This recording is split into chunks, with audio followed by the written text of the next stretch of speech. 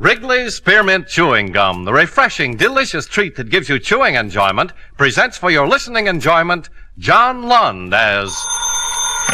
Johnny Dollar. Philip Shaw, Johnny. Oh, fine. What have you got for me? Mr. Dale Martin is insured with National. He owns a gym, one of those bodybuilding places. Man was killed there. When did it happen? This morning, about an hour ago. Now, we don't know if it's an accident or not. The police are over there now. Anything to work on? Nothing. That's why I called you. Better get over there right away. I'll do it, but I don't take off my shirt.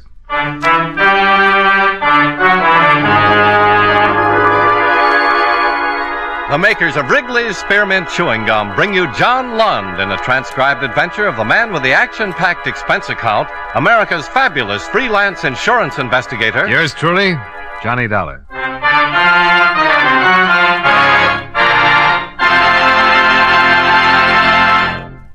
Wrigley's Spearmint Chewing Gum refreshes you. Wrigley's Spearmint Chewing Gum gives you real chewing enjoyment. Yes, for chewing enjoyment plus refreshment, it's Wrigley's Spearmint Chewing Gum. The lively, delicious flavor of Wrigley's Spearmint cools your mouth, helps keep your throat moist, and gives you a nice little lift. The good, smooth chewing of Wrigley's Spearmint helps keep you feeling fresh and alert, adds enjoyment to whatever you're doing. So for chewing enjoyment plus refreshment, treat yourself often to Wrigley's Spearmint Chewing Gum. Healthful, refreshing, delicious.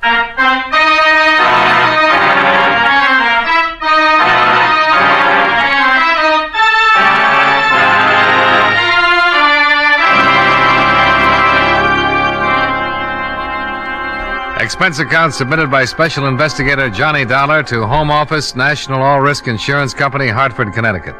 The following is an accounting of expenditures during my investigation of the Blackmail matter. Expense account item 1, $1.40, cab fare and tip for ride from my office to Martin's gym. After receiving what little information there was from you by phone, I arrived at 1215 at 1084 6th Avenue in the heart of downtown. On the second floor, I found Dale Martin, a very nervous Adonis, seated at a desk in his office. A policeman at the door informed me that a Lieutenant Nathan of the homicide detail had stepped out for a minute and the coroner was expected soon. Mr. Martin? Yeah? I'm Johnny Dollar from the National Insurance Company. Oh, that's the outfit I'm insured with. Yeah, I know. That's why I'm here. I want to get the facts in case there's any claim. Now, tell me, what happened? I don't know. I went back to the locker room to check on the towels, and I found him lying on the floor. Found who? His name's Royal, Frederick Royal. He's been coming up here for over a year. Well, why did you call the police and not a doctor? Because I think he was murdered. Why murdered? I've seen a lot of accidents around this gym, but never saw anything like this. It wasn't an accident. What makes you so sure? Well, it looked like his neck was broken. I don't know how it happened, so I called the police. That publicity's going to ruin what little business I have. Murder always ruins something. You got any idea who might have done it? No. Who was in the place when you discovered the body? My 3 assistants and 3 fellas working out. They all still here? Yeah, all of them. Nobody else left or came in? Just the cops. Business is real slow. Does everybody know about it? No, I took the body and put it back in the rub-down room. Haven't even told my boys. Well, the officer at the door won't let anybody leave, so let's have a look at the body and see what we can find out.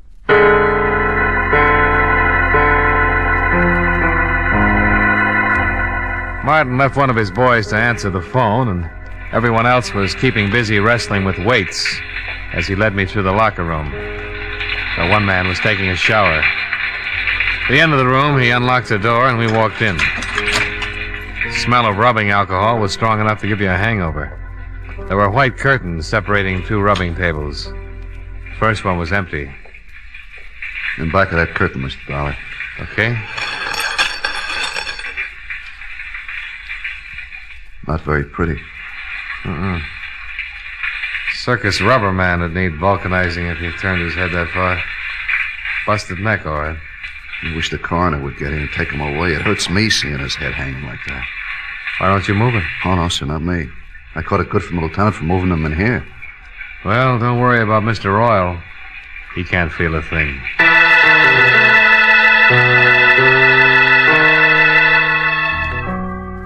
Lieutenant Nathan arrived with the coroner, and the latter confirmed our diagnosis. Nathan had Martin keep his clients and assistant muscle men busy. They started comparing biceps and forgot anybody else was there. Nathan was an old friend, so I didn't have to convince him that I was there on business. You saw the corpse, a dollar? Yeah, it took a pair of pretty strong hands to do a job like that. Yeah, that makes everybody around here a suspect. Got any ideas? Yeah, you'd have to know a man pretty well to let him get that close to you without starting something. Yeah, somebody could have been rubbing a kink out of his neck and got carried away with his work. Yeah.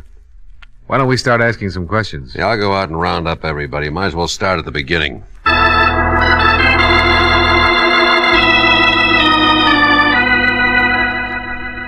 Nathan herded everyone together, and the questioning started. The men were very unhappy. This bad publicity that couldn't be helped. Mr. Robert Wells, songwriter, Mr. Michael Darling, car salesman, and the third and last, Mr. Patrick Mullins, jeweler.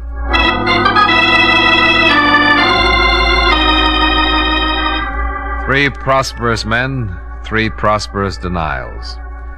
The assistants came next, the three men who worked for Martin. First, Bernie Carroll, the man who'd instructed Fred Royal, the one who'd put him through his exercises and sent him in to take a shower before he cooled off and got stiff. Sure. I worked him out and sent him in the shower like always. We tell him to take a good long hot shower to relax the muscles. Isn't that right, Dale? That's right, Lieutenant. That's the way it works. Bernie left him, went over to start on Mr. Wells. Bernie's a pretty strong boy. Yeah. Any one of us could have gone to the locker room at one time or another, Lieutenant. You found him, didn't you, Mr. Martin? Yeah. Why did you happen to go back to the locker room at that particular time? Well, I do it every day. Checking a towel, soap, see that everybody has everything he needs.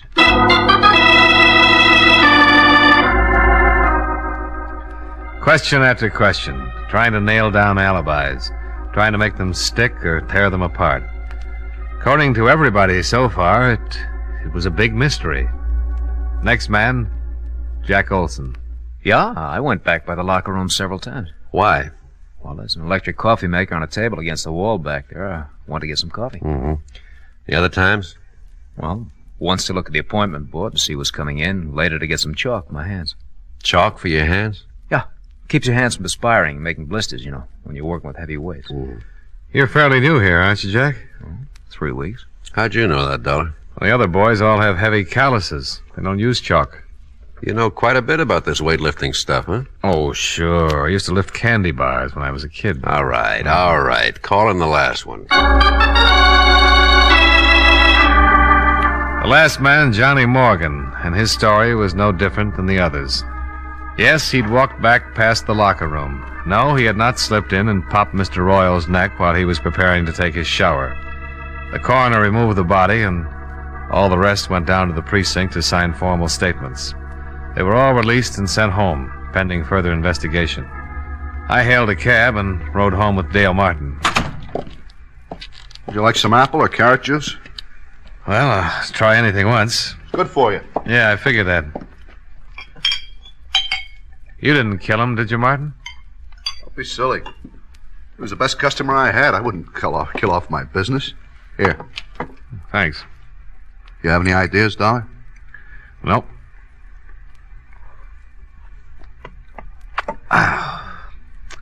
How long did you say Fred Royal had been coming to your gym? Over a year. What do you know about him? Not much. He was a wolf, like the girls. Always talking about the gal he was out with the night before. I got tired of his gab. I put him straight. You know what business he was in? Whatever it was, he had a lot of money. Wore a new suit every time he came around. Oh, excuse me. Hello? Oh, just a minute. For you, Dollar. Oh, thanks. Hello? I got something on the dead man. Got a record. Blackmail. You know where he lived? We're checking. Oh, wait a minute. Martin, you wouldn't by any chance know where Fred Royal lived, would you? Well, I send a bill to him every month. I got my books here in the apartment. I'll get the address. Oh, Nathan, Martin's got his address. I found something else in his personal effects. Key to a safety deposit box. Boys are checking to see which bank. Here's the address, Dollar. Fred Royal, 673 East Weeping Willow Circle. I told Nathan I'd meet him at Royal's place. I downed my liquefied carrots, said goodbye to Martin. Half an hour later, the lieutenant and yours truly, Johnny Dollar, were tearing Mr. Fred Royal's apartment to pieces. Nothing. Yeah, I came up empty, too. Hey, What's the matter? here's a date book. Good. Maybe we've been working on a holiday. See, here's a name, Barbara Carroll. Carroll. That's the name of one of Martin's muscle trainers, Bernie Carroll. The same name on some of the other pages. The 5th, Barbara, 6 o'clock. Again on the 2nd, Barbara, 8 o'clock. Again on the 28th and the 22nd. Wonder if there's any connection. Oh, might be his sister. Let's give it a try. Bernie and Barbara Carroll. Sounds like something they'd play at the Palace. Well, let's go see their act.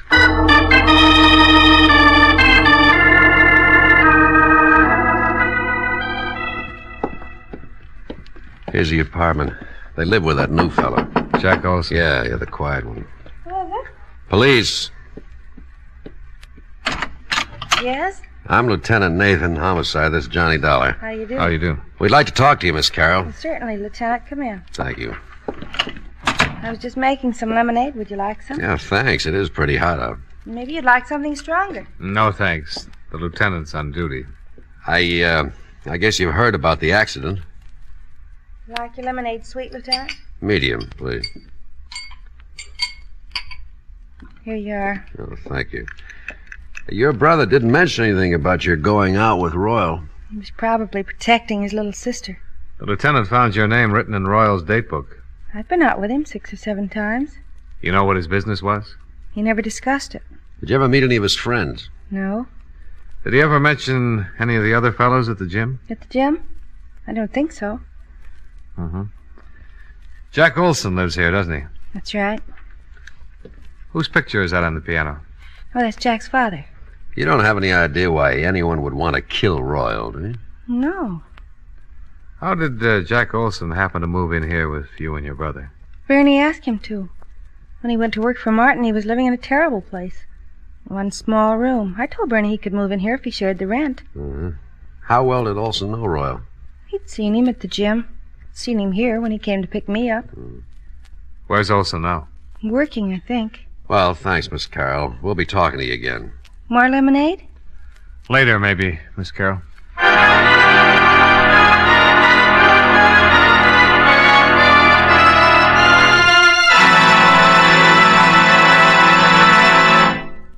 Friends, wherever you are, whatever you're doing, you'll enjoy chewing Wrigley's Spearmint Gum.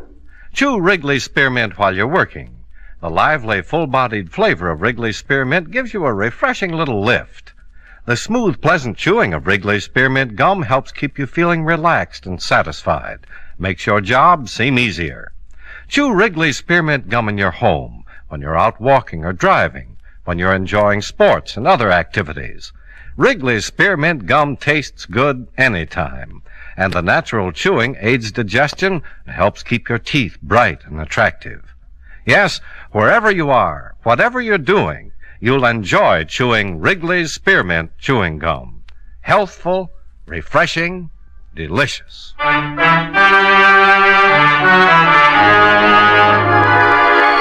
And now, with our star, John Lund, we bring you the second act of Yours Truly, Johnny Dollar.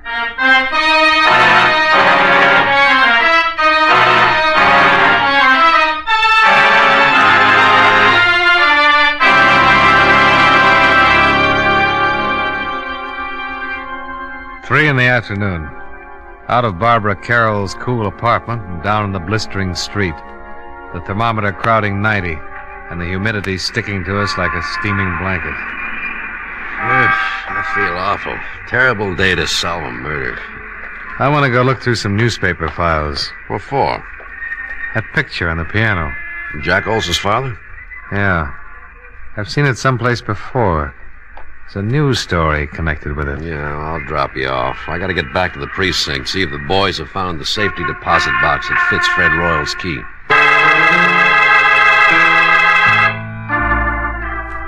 Nathan dropped me off at the newspaper, and I went down to the morgue to do some hunting. The air conditioning made the job easier, and by 4 o'clock I was headed for Nathan's office. We found the bank and the safe deposit box. Oh? Anything turn up? Yeah. Royal was doing some pretty fancy blackmailing. Here's a bundle of evidence and a list of names. Mm-hmm. Well, I can understand why someone would pay to keep these out of circulation. Yeah. Lousy photography. What'd you find out? Here. Newspaper clipping. Oh, picture of Jack Olson's father. Same as the one on the piano. Prominent banker leaps to death. William Barrett.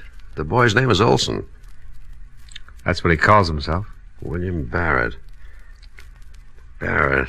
Give me that list we got out of the deposit box. I've just been looking at it.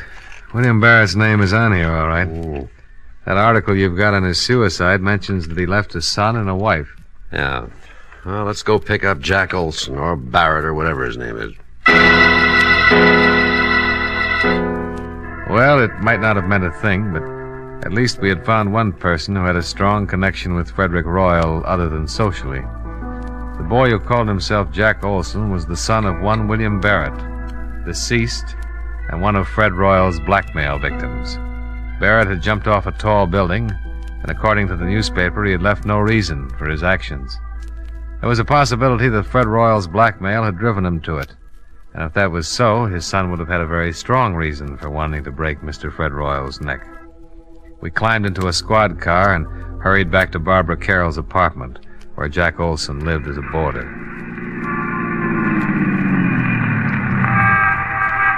Now, let's go. Hey, wait a minute. Oh, what's wrong? Jack Olson, coming out of the building. All right, we pick him up on the street. He's hailing a cab. Come on, let's see where he's going. Wouldn't it be easier to just ask him? Oh, stop trying to ruin my afternoon. You know, there's nothing more relaxing than a pleasant drive through quiet, peaceful old New England. We started tailing Jack Olson's cab. Across town, along the Merrick Parkway, across a bridge. He's headed for Long Island. Well, your Connecticut badge won't be much good over there. We kept going across the Sound, past the outskirts of a couple of waterfront towns and onto a long highway. Pretty expensive cab ride. Pretty expensive. Pretty important. Yeah. Well, they're turning off on that road. Hope we don't lose them.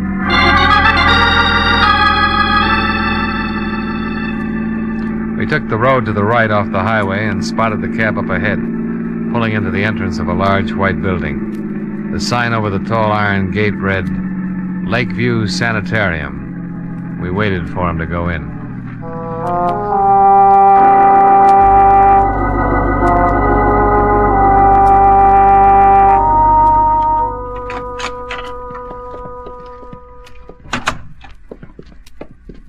Yes? Is there something I can do for you? I'm looking for a man. Oh, any particular man? Oh, who's in charge of this place? Dr. Feder. Well, run him out, please. I want to talk to him. Which one of you is the patient? Patient? Can't you tell? Look, just go get Dr. Fodder. Feder. Oh, Feder, okay. Go get him and tell him Lieutenant Nathan wants to talk to him. Lieutenant Nathan. Of the cavalry. What? Oh, well, I'll get him right away. Lieutenant. You think that's funny, huh? Oh, well, I liked it. Let's see what kind of a reaction it gets out of Dr. Feder. Cavalry. Nice thing to say in a place like this. Lieutenant Nathan? Yeah, that's right. I'm Dr. Feder. Oh, this is Mr. Dollar. How do you do? How do you do? Now, are you related? No, but we've been friends a long, long time, haven't we, Nate? Yeah, I'm a police officer, Doctor. Oh, We've been following a man. He came in here a few minutes ago. is that right? The lieutenant thinks he might be a killer. I can handle this, Dollar. Doctor, I'm with Central Division Homicide. This isn't my territory, but I'd appreciate it if... Which one of you is the patient? Now, look, this is getting a little ridiculous. Here are my credentials.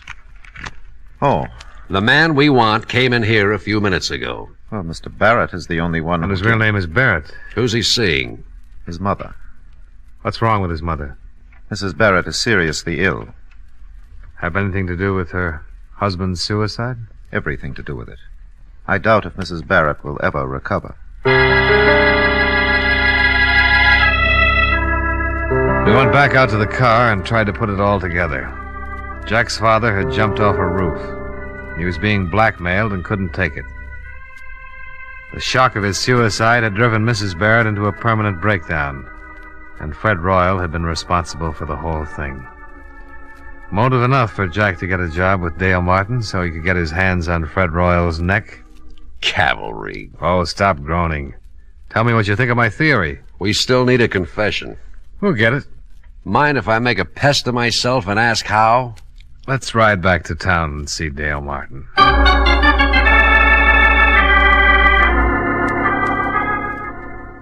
You're going to come up and take a workout in a rub tomorrow, huh? That's right, Martin. And I want you to make sure that Olson takes care of me. Did he do it, Dolly? I think so. But why? He seems like such a nice kid. He had a pretty good reason. But we need a confession, and Dollar has an idea how to get it. I want Olson working on me through the whole workout, especially when I get on the rubbing table.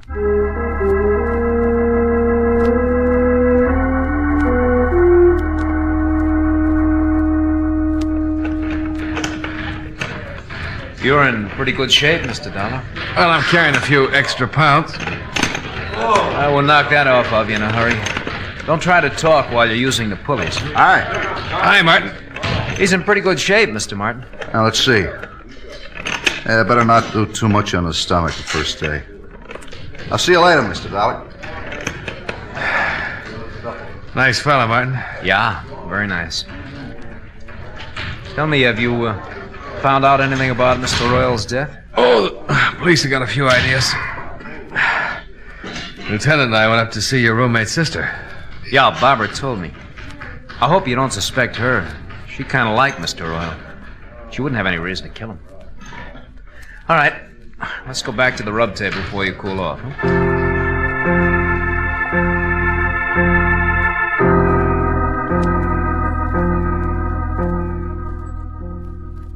You don't mind going in there, do you? No. Why should I? Oh, some people are funny about rooms where there's been a dead person, you know? Well, it doesn't bother me, Mr. Dollar. Martin's got all his towels piled on the other table. I can move them if you like. Oh, no, it doesn't make any difference. Royal wasn't killed in here anyway. All right. Up on your back. Yeah, give me a good brisk rub and let me relax for about 10 minutes. All right, slide down a little. Yeah.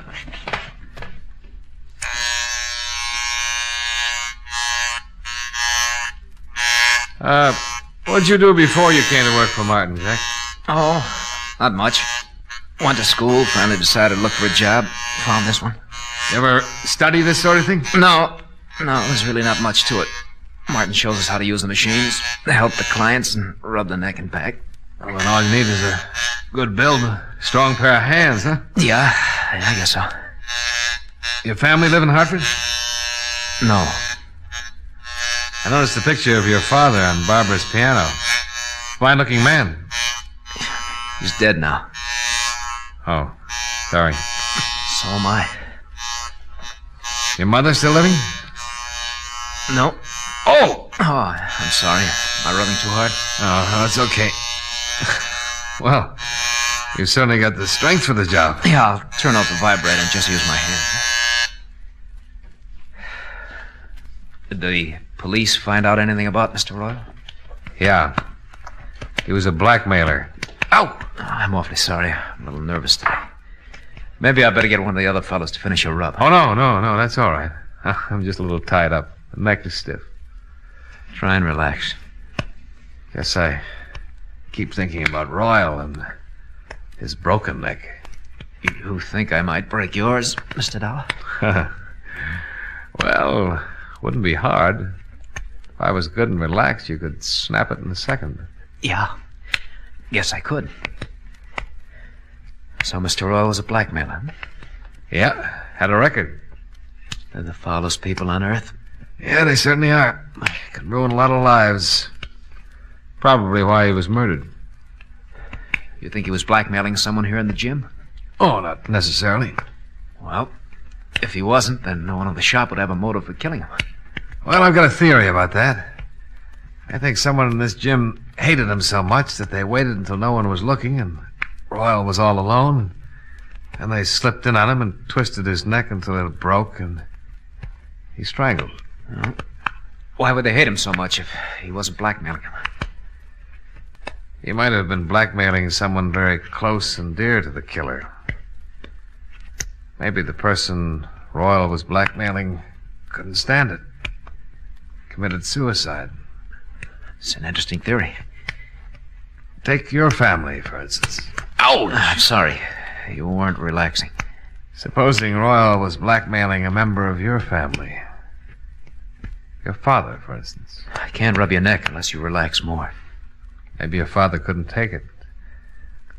Maybe he couldn't pay him anymore. And instead of disgracing his family, he committed suicide. Just turn your head a little to the side, Mr. Dollar.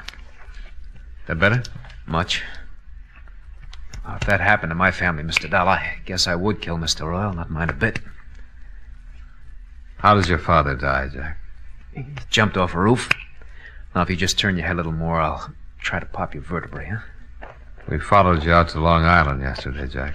I'm going to adjust your neck, Mr. Dollar. It's better if you relax so it won't hurt. Well, if you wanted to, you could pop it anyway. I couldn't stop you in time. Oh, I don't guess you could. There, now the other side, huh? Did you kill Fred Royal? Yes. Relax. All right, Mr. Dollar. Let's go down to the police station. Lieutenant's outside with Martin.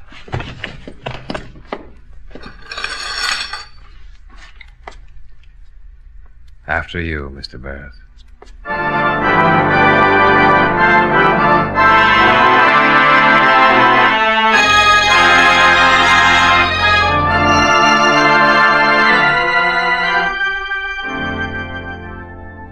Nathan took Jack Barrett down to the station and got from him a signed confession.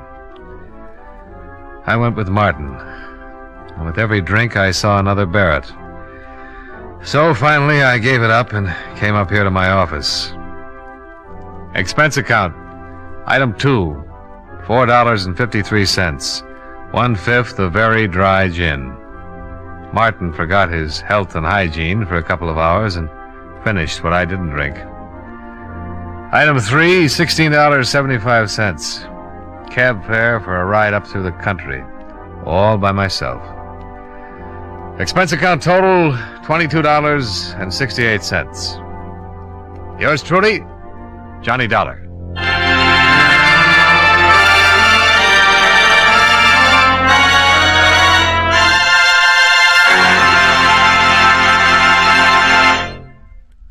Remember, friends, Wrigley's Spearmint Chewing Gum refreshes you.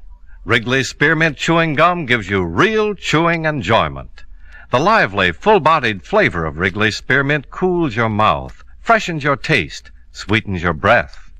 The smooth, pleasant chewing of Wrigley's Spearmint helps keep you feeling relaxed and satisfied, makes whatever you're doing more enjoyable. Yes, for refreshment plus chewing enjoyment, treat yourself often to Wrigley's Spearmint Chewing Gum. Millions enjoy it daily. Get a few packages and always keep some handy. That's Wrigley's Spearmint Chewing Gum. Healthful, refreshing, delicious.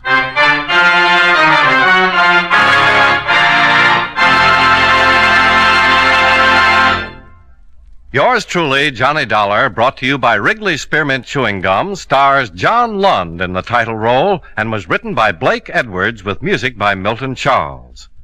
Featured in tonight's cast were Edgar Barrier, Hy Averback, Hal March, Jim Nusser, Tony Barrett, and Virginia Gregg. Yours truly, Johnny Dollar, is transcribed in Hollywood by Jaime Del Valle.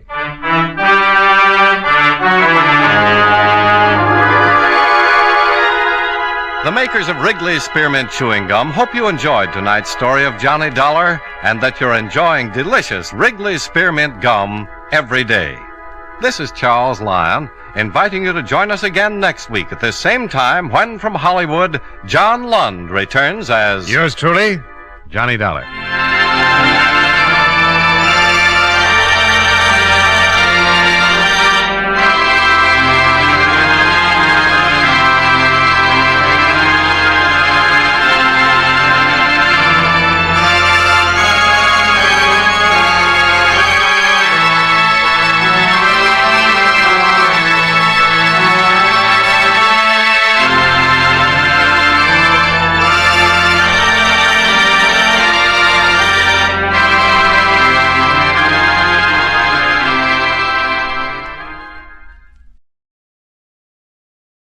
Wrigley's Spearmint Chewing Gum, the refreshing, delicious treat that gives you chewing enjoyment, presents for your listening enjoyment Edmund O'Brien as Johnny Dollar. George Donnelly, Swanson Industrial, Johnny.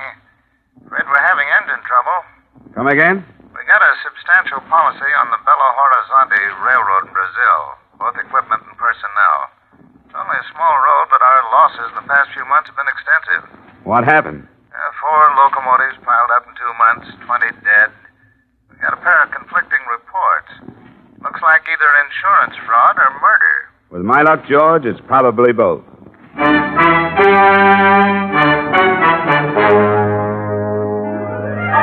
The makers of Wrigley's Spearmint Chewing Gum bring you Edmund O'Brien in another adventure of the man with the action-packed expense account, America's fabulous freelance insurance investigator. Yours truly, Johnny Dollar.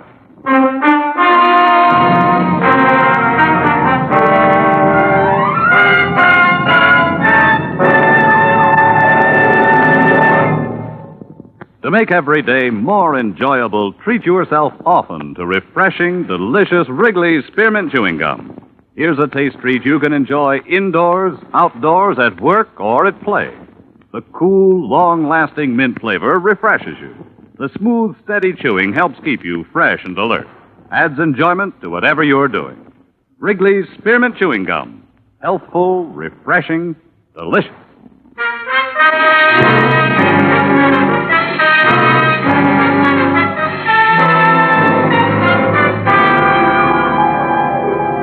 Expense account submitted by Special Investigator Johnny Dollar to Swanson Industrial Insurance Corporation of Hartford. Attention, George Donnelly. The following is an accounting of my expenditures during investigation of the Belo Horizonte Railroad matter. Expense account item 1, $500.38, transportation Hartford to New York to Rio de Janeiro. I found the executive offices of the railroad, all right. Avenue Graca Arana, 392. But I didn't find the president, Mr. Benjamin J. Hulley. Reason? They'd taken him to the hospital that afternoon. A nurse at the Santa Maria told me that Benjamin Hulley had left strict orders that the minute I came in, I should be admitted to his room. I found him propped up in a bed. There was the smell of alcohol and boiled milk. Ulcers. Peptic or duodenal, they don't know. Nobody knows. The end product of acid indigestion. Insurance? You'll have ulcers, too. Probably. It starts with heartburn, then the gnawing pain before meals, then all of a sudden you've got them. The disease of the businessman. Hey, maybe we'd better postpone our talk for a while. Now, what's the difference whether I think about it or talk about it? This way, get it out of my system. Otherwise, it eats at me. Consider yourself a treatment. Well, we'll cut it short. I can give you a condensed version. 4 locomotives, 20 dead. But what am I giving you this for? You've got reports. 2 of them. One said accidental. The other said equipment had been tampered with. Ridiculous. Accidental. How could it possibly be accidental? 4 in 2 months. Easy, Mr. 4 Hulley, in 2 now, months. Easy. Listen to the facts. One engine caved in a wooden trestle over the Rio dos Valas. A trestle that had held up for almost a half-century. 2 dead. Only cabin tender, luckily, could have been a freight. Another derailed at Bom Despacho. 2 more collided off a siding a few miles west of the port of Vittorio. Accidental, my foot. Who sent you the accidental report? Myers, Henry Myers, foreman of the roundhouse at Belo Horizonte. That stupid, moronic, idiotic, blundering fool? You're going to pop something carrying on like this, Mr. Hulley. If you don't calm down, I'm going to get kicked out of here. Don't treat me like a baby. I know what I'm doing. Now, I meant to write a personal letter to Mr. Donnelly thanking him for the checks. They were prompt, very prompt. Your company's to be complimented. We'd rather be informed. Just what kind of a railroad do you run, Mr. Hulley? Manganese. Nothing but manganese. A little bauxite, but not enough to cover the bottom of a gondola car. Manganese is our load. And if you ask me, that's the trouble right there. Where? Peter Yaradan. Who's Peter Yarada? He's beyond description, Mr. Dollar. The greediest, trickiest man I've ever known. I haul manganese for a competitor. At first, he tried to buy me out. I wouldn't sell. Then he used other methods. He spread vicious rumors about Belo Horizonte Railroad stock being worthless. It almost ruined me. How about the crashes? Isn't there any evidence that someone tampered with the machinery? No, none. Whatever proof might have existed would have been destroyed in the crash. Which is exactly why I suspect Yeridan. Why, with this railroad in his hands, he'd control the entire market down here. Well, I think I've taken up enough of your time, Mr. Holly. Mr. Dollar, I'm an old man. I've worked very hard. I started as an engineer with this railroad 25 years ago. Worked myself up to the presidency. Whatever this road is, I've made it. And I'd be everlastingly grateful if you'd put Yeridan just where he belongs, behind bars. My job is investigation, not prosecution, Mr. Holly. Take my word, Mr. Dollar, it's Yeridan. Well, before I go any further, I'd like to talk to this Myers, the foreman in Belo Horizonte. Yes, very wise. It's about 400 miles north. I'll have a car and driver waiting for you in the morning.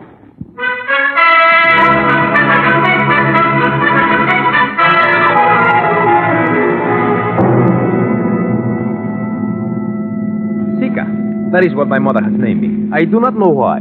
Perhaps after a pig or a cow. My mother named all her children after animals.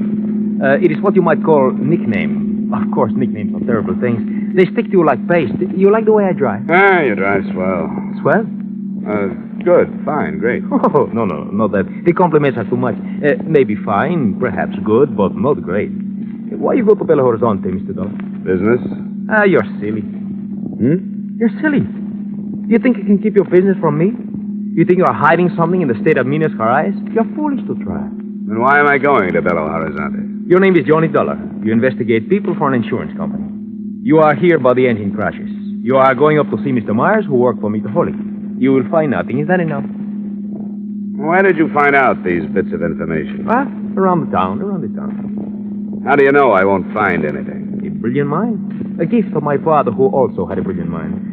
Tell me, do I really look like a driver? Why? What are you supposed to be? This is merely a costume. I am in reality a poet, philosopher, a seventh son. Say, can't you make this thing go faster, seventh son? Americans. Through the mountains faster. You're crazy. That is why you make so much money, and that is why Americans have ulcers.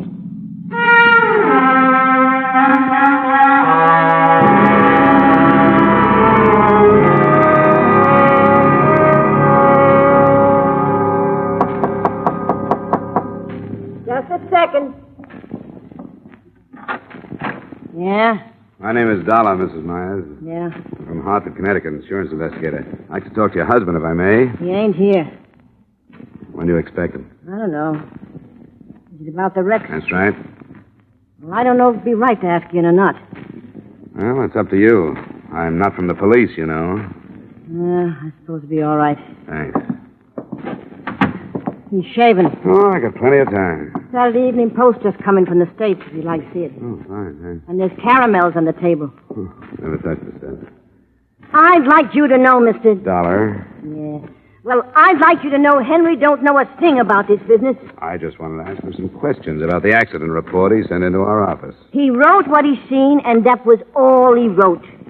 I wouldn't be concerned, Mrs. Myers. And no matter what anybody says, Henry had no more to do with the busted pins in them rods than the man in the moon. He checked before it went out of the yard, and he checked just before... Uh-oh. Said enough. Get into the kitchen. I didn't say nothing to him. Go on. I didn't say a thing. She talks a lot. Dollar, did you see? That's right. She talks a great deal for a woman her age. Her parents let her gab all the time. Have a caramel? No, thanks. Hey, what's this about busted pins? Yeah, she mouths. Come on, Myers. If you've got nothing to hide, there's no sense evading the questions. The pins were sawed. Somebody, I don't know. I should have checked them before they left the yard, but I didn't. That's why you reported the crashes as accidental? All right, I was scared. A man gets scared for his job. How do you know about the busted pins? After the wreck, one of the guys told me. You mean somebody knew the pins were broken, and he let the engine leave the yards? Yeah. Who? Come on, Myers. Who? You'll have to find that out yourself, Dollar. You're in plenty of trouble, Myers. I told you all I'm going to tell you. Now get out of here. Okay. But if you change your mind, I'll be at the San Carlos Hotel. I'll remember that. The San Carlos. All day.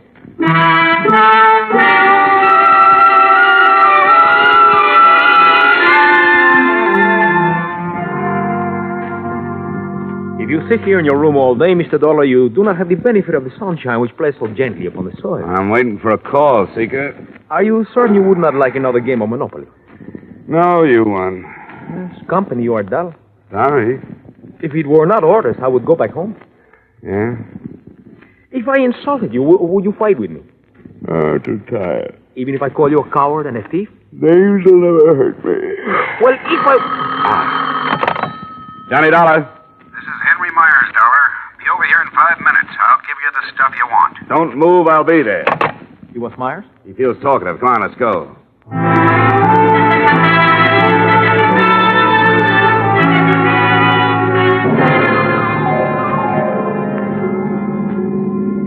How did you know he would call? I didn't. Then why were you waiting? What else could I do?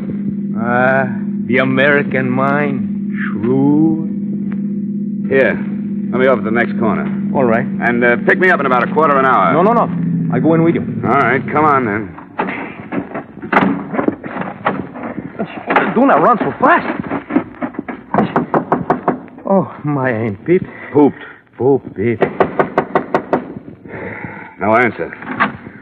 Look on the floor. Myers.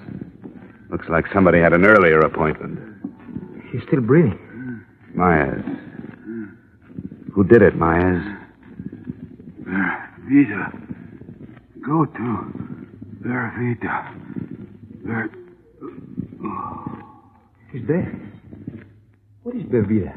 Don't look at me, Seeker. I don't speak the language. Somebody's coming. It's Mrs. Myers. Come on, Seeker. Oh, hello. What you been doing? Talking to Henry? Don't go in there, Mrs. Myers. Why not? I get poison oak or something? It's my house. Don't, Mrs. Myers. It's your husband. What's the matter with him? He's dead. What? Somebody shot him. Let me in there. Mrs. Myers, please. Henry, I knew they'd do it. I knew they'd get him. I knew they'd get him. Mrs. Myers. I knew they'd get him. Who, Mrs. Myers? Who would get him? Yaradan. Wish I'd never heard the name. Yaradan.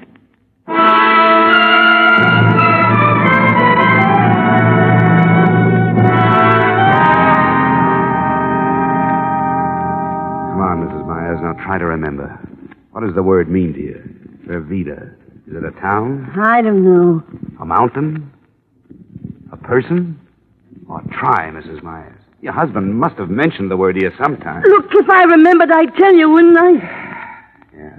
Well, the police probably seek a call about half an hour ago. Come in. Mr. Taylor?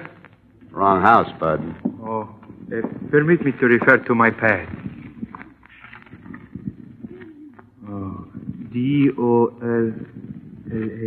Dollar? That's right. Oh, good. I was sent to pick you up. Oh, really? By whom? No trouble. I am properly armed. The woman and your driver will also come. Better not argue, Mrs. Myers. He's the same one who killed Henry. He must be. Who's your boss, friend? Yaradan, Mr. Dollar. Peter Yaradan.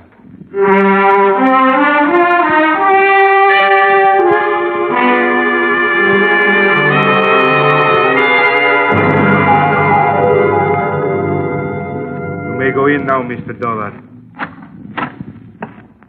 How do you do, Mr. Dollar? Mr. Yaradan? Correct. Be seated, please. I will send my man for something cool. No, thanks, but I'm not going to be here long. You have faith in my tolerance, Mr. Dollar. In your intelligence, Mr. Yaradan. A man of your reputation should know better than to play with guns. At times, a man of my reputation has no choice. Careful, Mr. Dollar. Let's get to the point. Very well. I hear that your investigation is not progressing very satisfactorily. I thought perhaps a rest might gain you a new perspective. I doubt it. Tell me, how is dear Mr. Hutt? He's not so good. Oh, shame. He tells so many tales that are untrue. He is lucky to be dying of natural causes. Something I hope I should be spared. Just keep piling up that manganese, Mr. Yaradan, and you won't have to worry. Is Mr. Hulley telling that silly story again? If you mean the one about your wrecking locomotives and spreading false financial rumors, yes. Oh, you don't really believe that nonsense, do you? I'm not paid to believe anything, Mr. Yarradin. I'm like an old hound. I just follow my nose. That is not very complimentary. You can take it for what it's worth. I like you, Dollar. Business-minded, dogged, courage to the point of bravado. You would not consider taking a position with me at, let us say, 3 times your present annual income, would you? Funny way to offer a man a job, Yarradin. With one finger on the trigger. Well, I would prefer to keep our relationship on this plane until I find out your position. I'm afraid we wouldn't get along, Yarradin. You are probably right. And it is such a shame, Mr. Dollar. You could have gotten so much more per hour while you were still alive.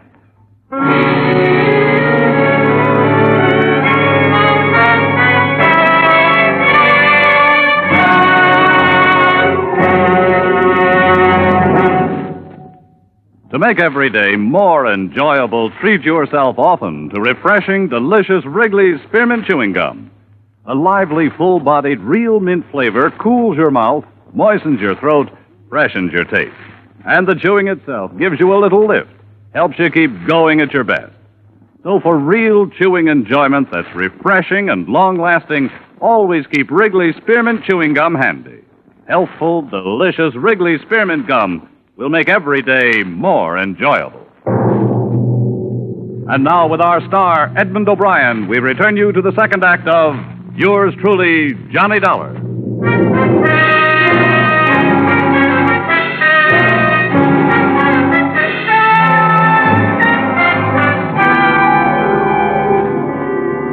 Yarradin smiled, but this was his living room. He wouldn't do it here.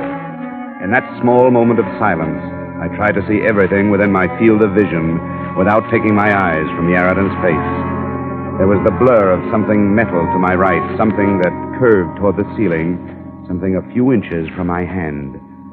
I reached out and pushed it over on top of him. The floor lamp landed on his chest, and the shot went wild. I threw my arms in front of my face and jumped out a latticed window. I landed about 10 feet down in Yarradin's rock garden, right in the middle of a clump of stubby cactus. I ran out through the open gate, and I didn't stop running until I found myself at the San Carlos Hotel. Expense account item 2, 3, 4, 5, and 6, $30.59 miscellany to tie up the loose ends. For example, telegrams, one to Holly, wishing him better health and asking him for a definition of the word Vervida. 2 more to the police of Bam Despacho and Victoria, requesting reports on the crashes. Another to the company in Hartford, gently hinting at foul play. I wrote a full report of my findings, including names, left it with the notary public at the hotel, and ambled casually back to the large house of Peter Yarradin.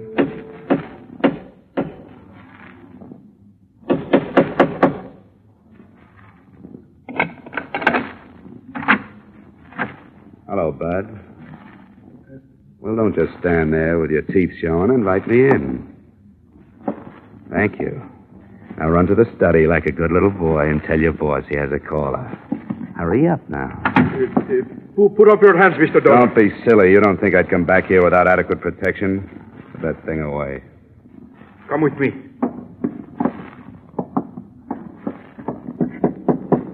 Come in. Mr. Yarradin, it's Mr. Dollar. I'm back. Couldn't leave without getting an apology, Yarradin. This is a surprise seeing you again. All right, Flash, you can go. But, Mr. Yarradin, last time... It is all right. I will be perfectly safe. Yes, sir. I will be at the door. You made a brilliant exit, Mr. Dollar. However, it is a shame I frightened you with my innocent conversation. Fear comes in handy sometimes, Yarradin. It saved my skin a couple of times lately. You have contacted the police? Not about you. You have come alone? Alone. You have a remarkable mind, Dollar. You think I can allow you to leave this house? Not only leave this house, mister, but leave with some information.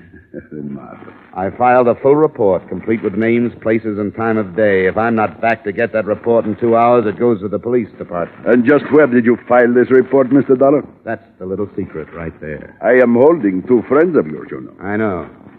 I would exchange their lives for the report. I'm sick of your offers, Yarradin. You're going to release Mrs. Myers and Seeker, and you're going to tell me all about the word Vervida. How I wish I had a man like you working for me. Per vida, Yaradan. Of course, per vida. But what you are really asking is, did I have any part in the railroad matter? You can answer that one, too. The answer is no. You don't believe me. Go on. The Belo Horizonte Railroad has been on the verge of bankruptcy for 2 years. But Mr. Benjamin Halley is a very stubborn man. I have offered to buy him out 1,000 times. And he'd rather sell to the devil. I think he would. You see, the manganese fields in the Minas Gerais are owned by a competitor of mine. A small competitor, but a competitor. These fields are very valuable. At the rate of their present exploitation, however, they make little profit. Small operation. Exactly. If I had the fields, I could make them pay, and pay very well. If I owned the railroad, I could boost the freight rates, force my competitor out of business, and take over the fields. But Halley refuses to sell, even at a large profit. And the crashes? They should be obvious, especially to you, an insurance man.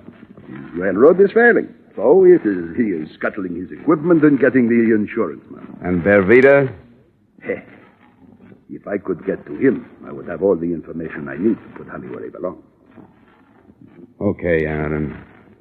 I sense something of disbelief in your tone. There are other possibilities. Oh? Right now, I'll keep them to myself. Dollar, I will give you $10,000 not to deliver your report. I'm glad you made that offer, Yaradan. That tells me a lot. Tells you what? That you've been giving me a nice mixture of fact and fancy. Now bring Sika and Mrs. Myers down here.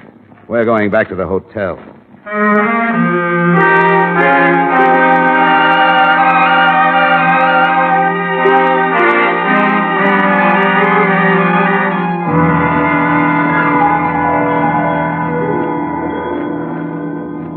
Look, Mrs. Myers, whoever he is, wherever he is, his life's in danger. If you don't trust me, you better find somebody real fast, or Mr. Bervita is going to be dead. Oh, they wouldn't kill him. He's in somebody's way, or Yaradan wouldn't be that interested. All right, all right.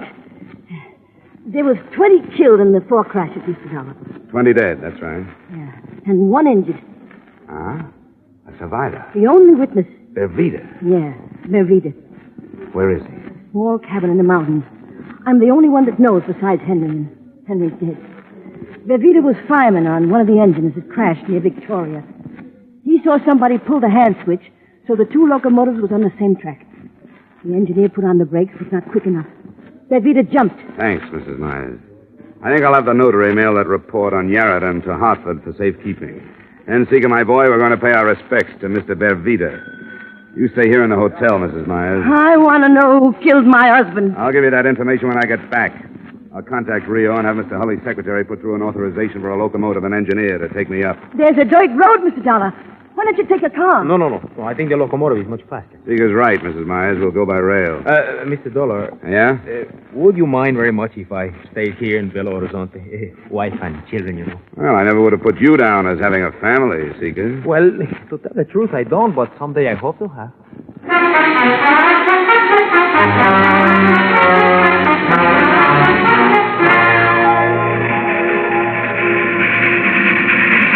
Should be around the next curve. That must be the place. Up ahead.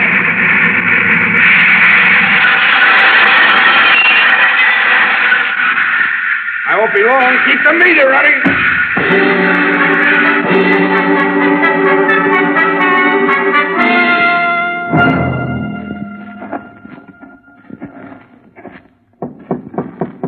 Who is it? My name is Dollar. What do you want? I want to talk to you. Come in. Hands up. Stay outside, Sika. But it's late at night. Wolves, foxes. Stay outside. What do you want? I've come all the way up here to ask you a question, Mr. Bervita. I won't answer anybody's questions. Even for Henry Myers? What about Henry Meyer? They killed him. Good. I'm glad they got him. As much as I hate them, I hate him worse. He was the one who sought the wheel pins. I'm glad they got him. And who pulled the switch handle? I'm not answering any questions. Go away. Go away or I shoot. Go away. Look out! Down, Mr. Dollar! Who is it, Sika? It's so dark, I could not see. He's running toward the engine. Get that light out. We'll make too good a target at the door. Yes, come this way. He's just guessing, Sika. Yes, but that was a good guess. I could hear it. Come on, Sika. Let's get down to that engine. Oh, I wish I had a gun. I wish you had a gun. I wish one of the 2 of us had a gun. Hey, Someone is climbing into the cab. The engine's on ahead. Will not take too long to start. Look. Look, he's dumped the engineer to the ground. The engine is starting. We'll never get there in time. Stop! Stop! He's going too fast. There's a curve up ahead. Much too fast. Look! It can't make the curve.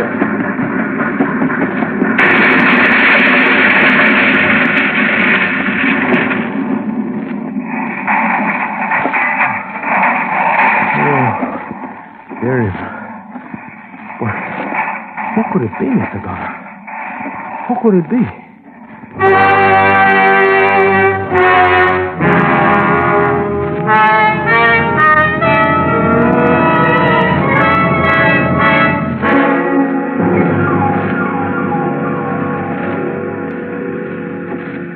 There is nothing left of it, Mr. Dollar. Nothing but twisted pipe. Look out. Don't touch it, see. Most of it's still at boiling point. There is no sign of anyone. Yeah, but there was someone in that cab. Must be a trace of them somewhere around here. Come on, let's keep looking. But the boiler exploded. You think there is any part of a man in this bunch who wreck you crazy, Mr. Dollar? See? Look, up there. You find something? Yeah. There's a wallet. The outside's burned to a crisp. Can you open? Yeah, I can't read the cut. Wait. There's one that isn't burned. What does it say, Mr. Dollar? It says, this certifies that the holder is a 25-year member of the Railway Engineers of South America. And the name? What is the name? Benjamin J. Hulley, late president of the Bellows Horizonte Railroad.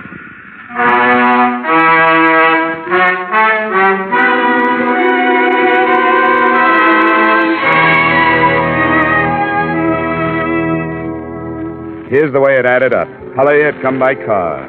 We found it just off the dirt road a mile down from Vervita's shack. The murder of Henry Myers remains an unsolved case. Police assume someone in the employ of Benjamin Hulley pulled the trigger, but I guess they'll never know for sure. Due to my report and public resentment against him, Yarradan was forced to leave the country. The Belo Horizonte Railroad is now in receivership, but it's still hauling manganese from the interior. I might say this was one case that had me stumped right up to train time. Expense account item 7, same as item 1, $500.38. Transportation to New York and Hartford. Expense account total, $1,492.54. Yours truly, Johnny Dollar.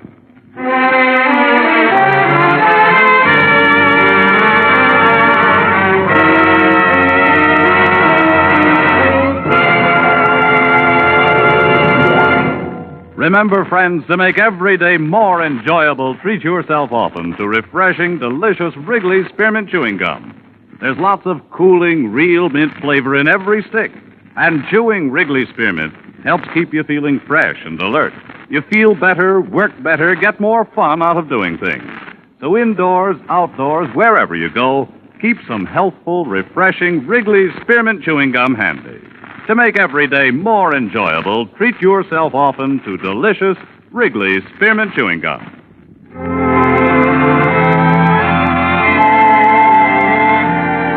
Yours truly, Johnny Dollar, brought to you by Wrigley's Spearmint Gum, stars Edmund O'Brien in the title role and is written by Gil Dowd and David Ellis with music composed and conducted by Leif Stevens. Edmund O'Brien can soon be seen starring in the Columbia Pictures production 711 Ocean Drive. Featured in tonight's cast were Bob Griffin, Francis X. Bushman, Anthony Barrett, Martha Wentworth, Joe Duvall, Jack Carushin, and Ted DeCorsia. Yours truly, Johnny Dollar, is produced and directed by Jaime Del Valle.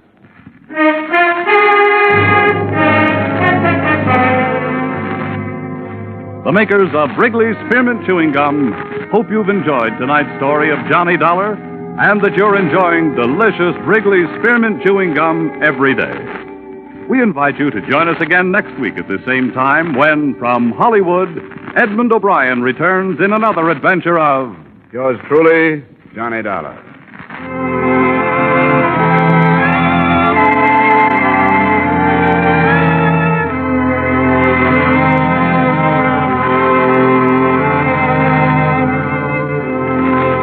Bob Stevenson speaking.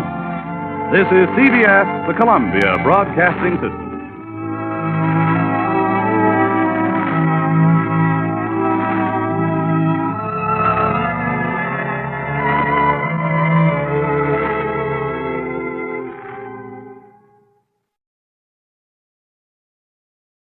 From Hollywood, it's time now for Edmund O'Brien as Johnny Dollar. This is Edward Whiteman, Mr. Dollar. I understand that Mr. Soderberry's death brought you here. Yes, thanks for calling back. I tried to locate the constable, Fred Remen, I believe his name is. Yes. I haven't found him, so I thought I'd talk with you. You were riding with Mr. Soderberry when he was killed, is that right? Yes, I was. I'll do everything I can to help you. And as a matter of fact, I just left Constable Remen. Oh? Where is he? I'd like to see him. He thinks he's found the place from which the shots were fired. The roof of Goodwin's store. I left him there less than 5 minutes ago. If you'll meet me in front of your hotel, I'll show you. Thanks, Mr. Whiteman. I'll be down right away.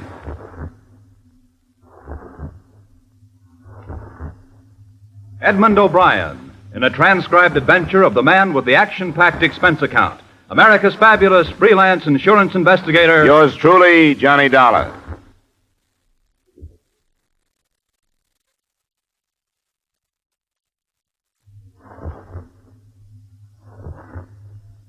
Expense account submitted by Special Investigator Johnny Dollar to Home Office, Britannia Life Insurance Company, Hartford, Connecticut. The following is an accounting of expenditures during my investigation of the Soderberry, Maine matter. Expense account item 1, $42.45, airfare, car rental, and incidentals between Hartford and Soderberry. I, for one, had never heard of the town, but I found it a few miles from Portland, Maine. First 2 church spires, and then the small group of companion buildings, all set against a peaceful New England background. The first thing I noticed when I drove onto its single business street was that some bunting, The first thing I noticed when I drove onto its single business street was that some bunting and a few American flags were still standing, reminders of the ceremony during which its leading citizen, Gordon Soderberry, had been murdered. His personal secretary and assistant, Edward Whiteman, gave me the details after I met him in front of my hotel. The ceremony? Oh, yes, you wouldn't have noticed entering town from the east. You didn't know about the factory? No, I hadn't heard. New one? No, Mr. Soderberry built it during the first year of World War II. He won some subcontracts from the shipbuilders and hoped to bring new wealth to the town. The ceremony was arranged this morning because it reopened. No, could hardly have been called happy even before the tragedy. Oh? The town wasn't in favor of the factory? Definitely not. We cross over here. These people are settled in their ways. The factory changed things. Outside men came in to work, married local girls, and took them away. The farmers in the section lost the free labor of their sons to wages and had to hire older men. I can see how it would upset a place like this. You think somebody could have been incensed enough over the reopening to have killed Mr. Soderberry? I have no idea. I thought I should mention the feeling of the town. He and I were in the first of 3 cars driving to the factory. We were in the rear seat. Suddenly, he stiffened. He made this sound that... Well, I couldn't describe it. I didn't know what had happened. I don't think I heard the shots. He slumped forward. It was all over. This is Goodwin's store here. Where was the car? As closely as I can recall, it was directly in front. Straight out from here. Of course, the chauffeur stopped as soon as he realized what had happened. That'd be about up there, near the wagon. There's a limousine, I hear. That's pretty close shooting. Were the windows up or down? And they were down. Open, that is. How do you get up in the roof of the store? Well, there are stairs in the rear. Fred! Oh, Constable Remen! Yes? Who's that? Ed Whiteman.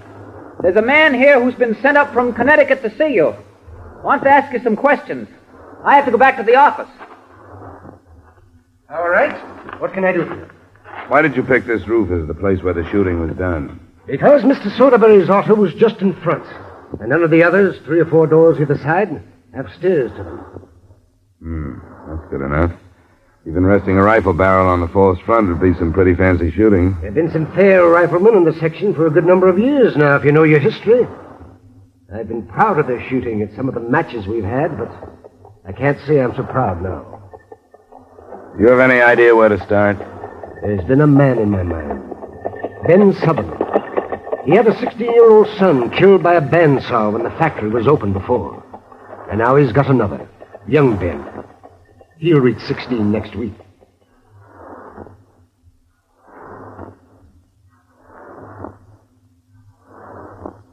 We walked to the Sutherland house, which was only about a quarter of a mile away, and Fred Remond gave me the background of the town. The Soderberrys had been in control of the town and the surrounding country for more than 3 generations. Always they had been respected as thrifty, honest people, but never had they been well liked. The death of 53-year-old Gordon Soderberry meant the last of the male lineage. The sole survivor was his sister, Beth, many years his junior. The constable didn't seem impressed when I told him that potentially she was some $60,000 richer in cash in view of Gordon's insurance policy. We crossed a bridge to reach Ben Sutherland's house and found his wife waiting for us near the front door. I know why you've come, Fred Remond. I heard about the trouble. Mr. Sutherland wouldn't do it. He wouldn't do such a thing. Well, I didn't come to say right out that he did. Where's your husband, Mr. Sutherland? Could we talk to him? Who are you? He's Mr. Dollar. Gordon Soderberry insured his own life, and this man is looking for the one that took it. You'll both do better to go some other place with your questions. We'd like to talk to your husband if you'll tell us where he is. He ain't here. And young Ben? Where is he? He ain't here either. Where did they go? We wouldn't come here if we didn't have reason to. The constable told me your husband has made threats against Gordon Soderberry because of the death of your other son. You must have known that. So now you must understand why we're here. Mr. Sutherland's a God-fearing man, and he wouldn't take the law into his own hands. You know that, Fred Remond. He called you his friend. I'm nobody's friend now. If you're convinced he had nothing to do with the trouble, why don't you tell us where he is? Because he told me not to. I keep my husband's word. He said, don't tell anybody, so I won't. Well, when did he leave? Last night. He drove his truck. I know the sound of it. And if he'd come through town, it would have woke me. So he went the other way. I know that road. And where he'd passed through. Well, you don't leave me no doubt, Mrs. Sutherland. I'll have to put the state police after the truck. Your business, what you have to do, not mine. Don't you see you're making it worse by trying to hide the truth? Hide the truth? I'm keeping a trust, young man. And if you don't know the worth of a trust, you don't know the worth of anything.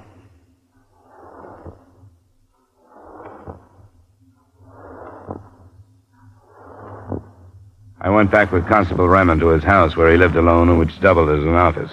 He phoned the description and license number of Sutherland's truck to his county superiors.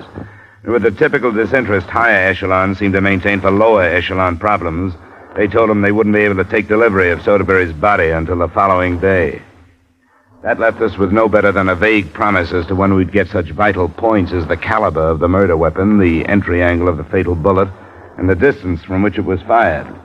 Remond left me and went to talk with some of the townspeople, and that evening, soon after dusk, I went to the Soderberry home, hoping that his sister Beth would be in condition to receive me.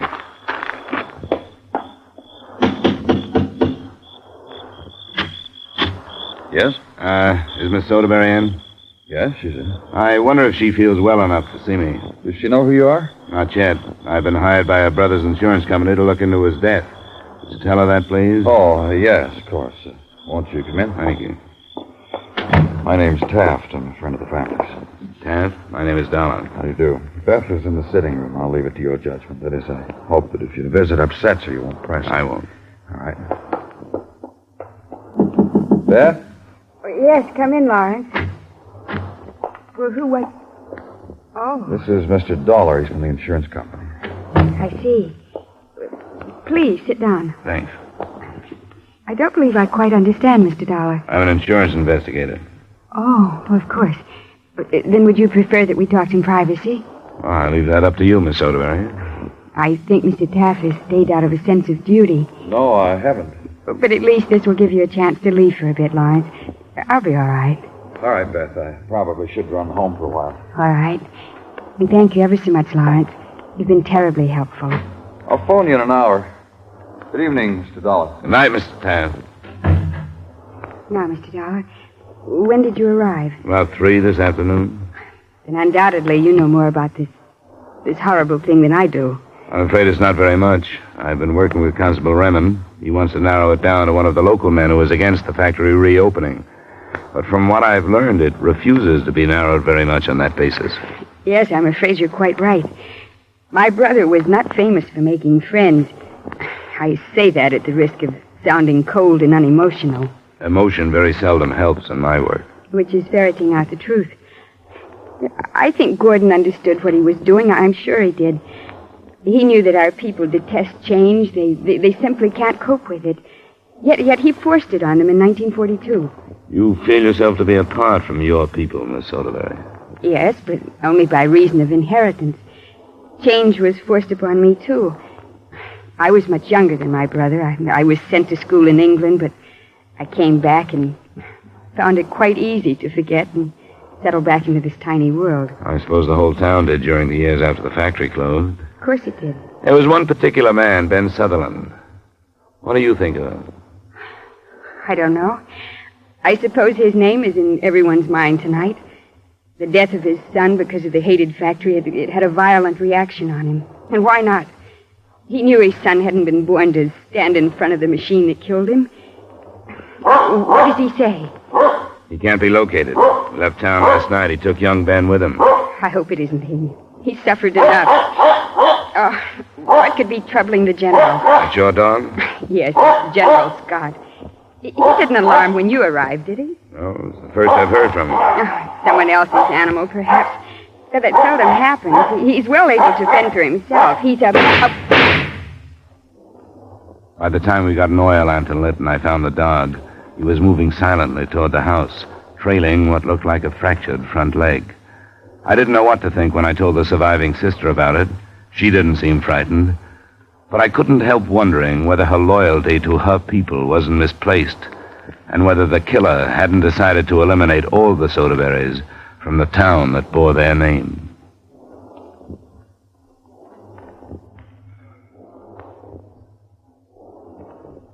I phoned Constable Remen as soon as I got back into the house, but it was a needless call. The sound of the shots in the quiet village had aroused everyone, and those who cared seemed to know right where to come. The first to arrive was Edward Whiteman, the dead man's assistant. Less than a minute later, the constable and Lawrence Taft. After we'd made another swing around the house without turning up anything, and after we'd satisfied ourselves that Beth Soderberry was well protected, Remen and I started back toward my hotel. Tell me about Beth and these others, Whiteman and this man Taft. Which end do you want first? Whiteman, he's not a native, is he? No, he's from Bangor. He came here when Mr. Soderberry commenced to open up. He's not an old friend like Taft, then? Not hardly. Lawrence Taft was orphaned a good deal back. His folks died in a fire. Mr. Soderberry took him in, sent him to school in Brunswick. Taft helped him with the factory last time. He made a smart man out of him, but I wouldn't say a happy one. How come? Unless folks leave town and never come back, they're all mixed up. When they're twixt and between, like Taft is, it ain't natural. That's pretty much what Beth told me. She and him have been sort of thick off and on. Well, I'll cut across here. You got your directions straight? Yeah. Where was Lawrence Taft this morning, Constable? You mean when the trouble broke out? That's right. With Miss Beth, most likely. Why? I guess we can check that, then. You aren't thinking he killed Mr. Soderberry, are you? I don't want anything to slip by us. You don't know us people. We pay what we owe if it takes all our life. The debt that was between them two was thicker than blood. Lawrence Taft would have killed himself before he would have killed Mr. Soderberry. You know them better than I do. That's the truth. I'll see you in the morning. I hope you sleep well.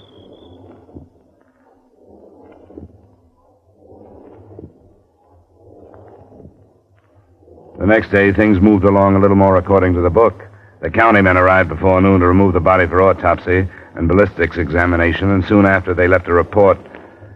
The county men arrived before noon to remove the body for autopsy and ballistics examination, and soon after they left, a report came in from the state police. Ben Sutherland and his truck had been spotted leaving a town 5 miles away. A car escorted him to Soderberry, and the constable and I were at his house when he arrived. Oh, Ben! Whatever happened to you? Ben! Stop your nagging tongue. Go in the house where you're suited to be. I'll tend to your prying when I've a mind to. Yes, Ben. I was only worried. I got hurt so horrible. From the look of your face and your clothes, Ben, you've been through one thing or another.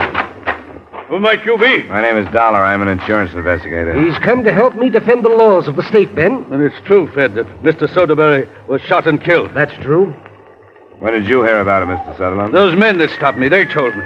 They told me you wanted to talk to me about it, Fed. That's true. And I don't take to it, because we were friends. You left town night before last, Mr. Sutherland. Where'd you go? Do I have to answer this stranger's questions? It'll be better if you do. That night I made up my mind what I had to do. I took young Ben away. That's my youngest son.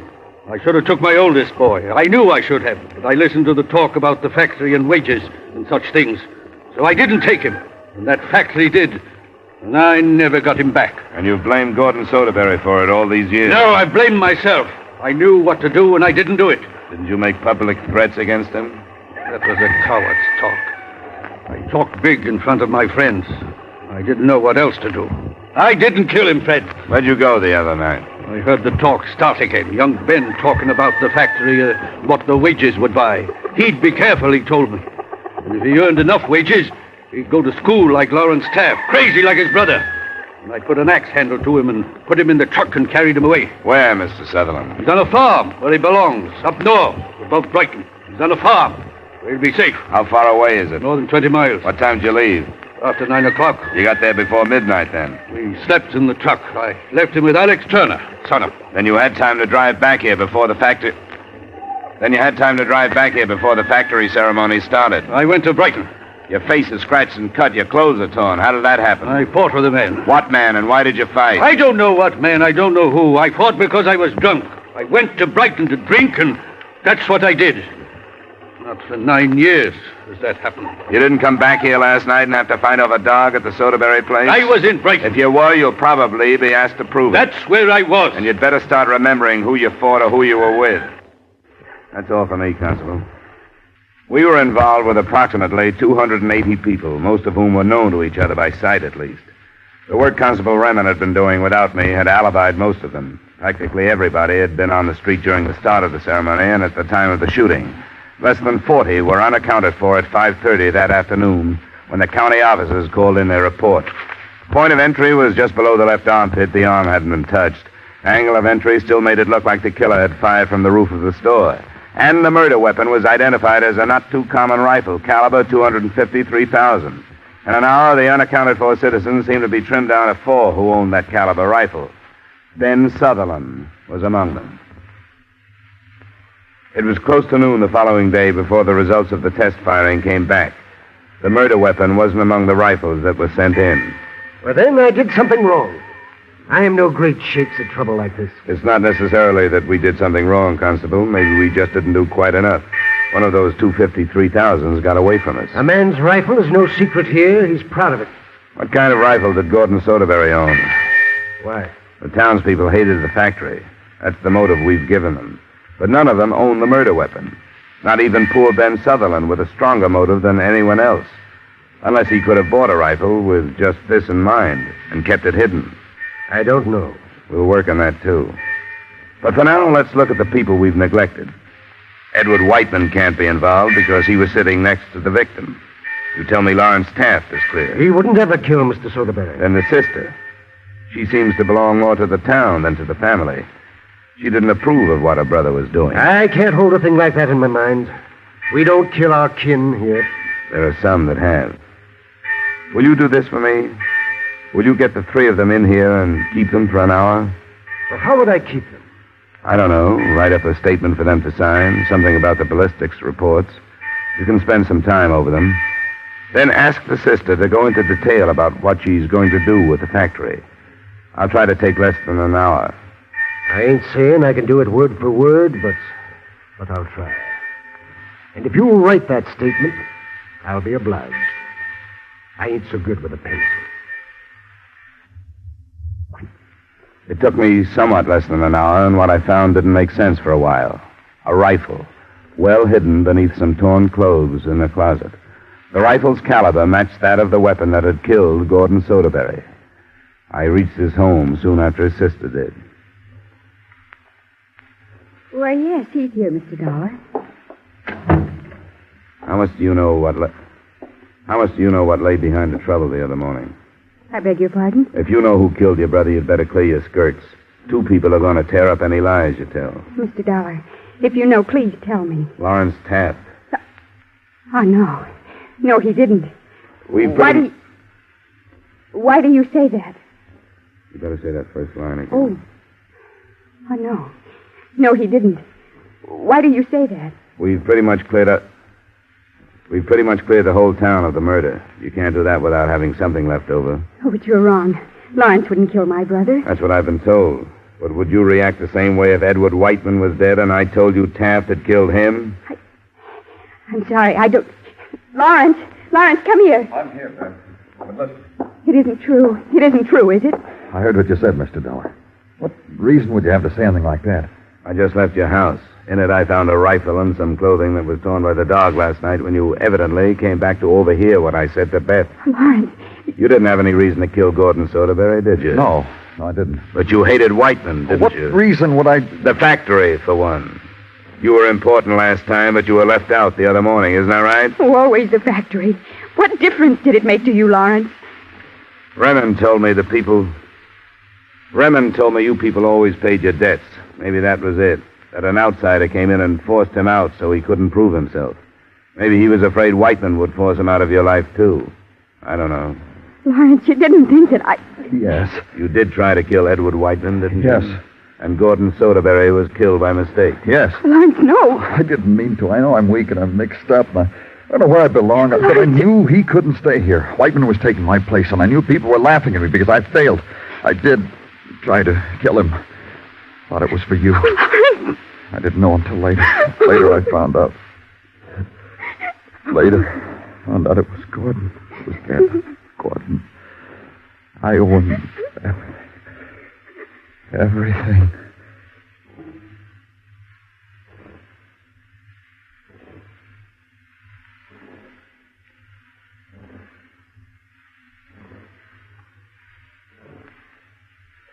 Expense account item 2, same as item 1, transportation back to Hartford. Expense account total, $84.90. Remarks? None. Except that maybe the now wealthy Beth Soderberry may have been right. That anybody with generations of background in an insular village like that does take a gamble when he comes out. To say nothing of a half-generation Hartfordian when he goes in. Yours truly, Johnny Dollar.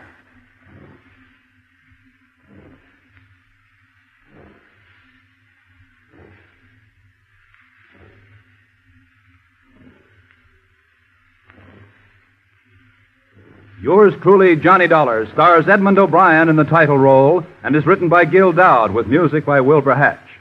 Edmund O'Brien can soon be seen in the Paramount Pictures production Warpath.